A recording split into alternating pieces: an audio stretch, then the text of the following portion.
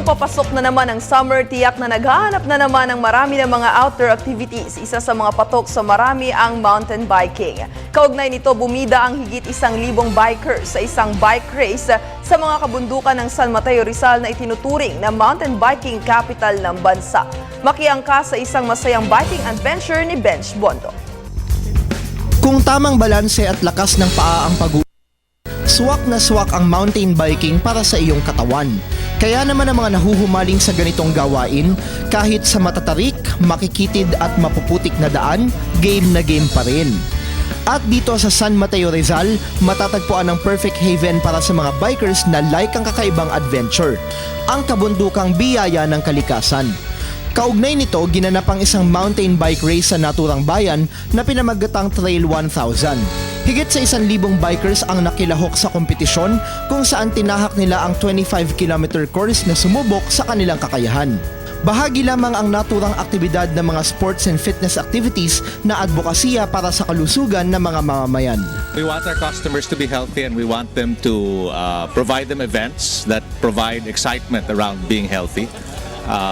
We want to provide events that people love to do and that people are passionate about. Isa rin ang cyclotourism sa mga nakikitang paraan ng lokal na pamahalaan ng San Mateo, Rizal upang maipakilala ang kanilang bayan at maiangat ang kabuhayan ng kanilang mga mamamayan.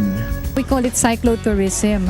Aside from the tourism council office na natutulungan ito, mga merchants din natin na maliliit. Sa larangan ng turismo, umaangat ang buhay o kabuhayan ng aming mga kababayan. Marami kasing mga purpose-built mountain bike trails na ginawa dito sa San Mateo. At yun ang dinadayo dito ng mga kalalakihan at kababaihan.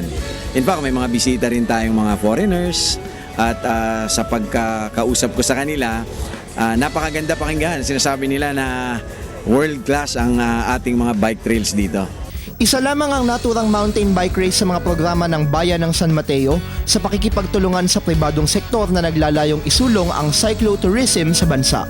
We obviously are going to promote and advocate sports tourism, this kind of tourism, working with a more healthy lifestyle, as well as providing adventure and excitement. Para sa Telebisyon ng Bayan, Benj Bondo.